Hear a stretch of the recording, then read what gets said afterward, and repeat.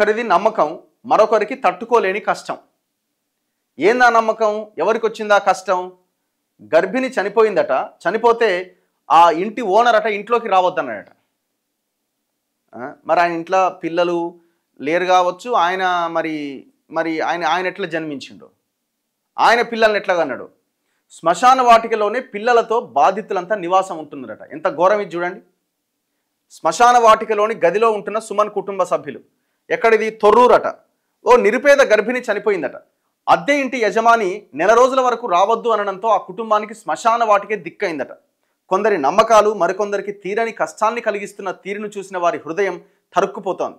వివరాల్లోకి వెళితే మహబూబాబాద్ జిల్లా తొర్రూరులోని ఒక ఇంట్లో దేవరకొండ సుమన్, ప్రియాంక దంపతులు రెంటుకుంటున్నారట. వీరు చెప్పుల దుకాణం నడిపిస్తూ జీవనం సాగిస్తున్నారు. వారికి 2 పిల్లలు. 5 నెలల గర్భిణి అయిన ప్రియాంకకు ఇటీవల నొప్పులు రావడంతో స్థానిక వైద్యులకు చూపించగా జనగామలోని ప్రైవేట్ ఆసుపత్రికి పంపించారు. అప్పటికే ఉమ్మనీరు తగ్గిపోయి ఆమెకు ప్రాణాపాయం ఏర్పడ్డది. వైద్యులు అక్టోబర్ 28 తెల్లవారుజామున చికిత్స చేస్తుండగానే ప్రియాంక ప్రాణం పోయింది.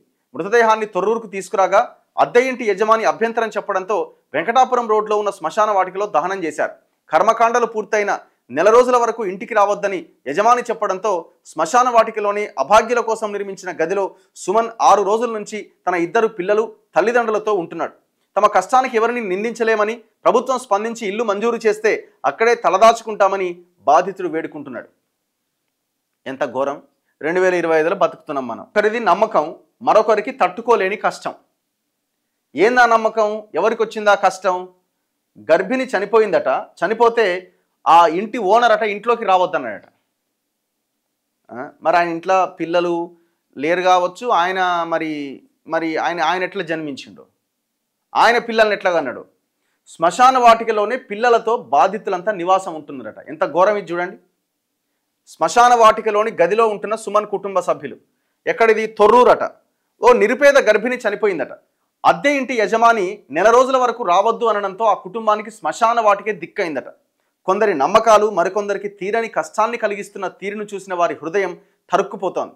వివరాల్లోకి వెళితే మహబూబాబాద్ జిల్లా తొర్రూరులోని ఒక ఇంట్లో దేవరకొండ సుమన్, ప్రియాంక దంపతులు రెంటుకుంటున్నారట. వీరు చెప్పుల దుకాణం నడిపిస్తూ జీవనం సాగిస్తున్నారు. వారికి 2 పిల్లలు. 5 నెలల గర్భిణి అయిన ప్రియాంకకు ఇటీవల నొప్పులు రావడంతో స్థానిక వైద్యులకు చూపించగా జనగామలోని ప్రైవేట్ ఆసుపత్రికి పంపించారు.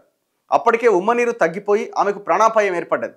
వైద్యులు అక్టోబర్ 28 తెల్లవారుజామున చికిత్స చేస్తుండగానే ప్రియాంక ప్రాణం పోయింది. మృతదేహాన్ని తొర్రూరుకు తీసుకురాగా అద్దె ఇంటి యజమాని అభ్యంతరం చెప్పడంతో వెంకటాపురం రోడ్లో ఉన్న శ్మశాన వాటికలో దహనం చేశారు.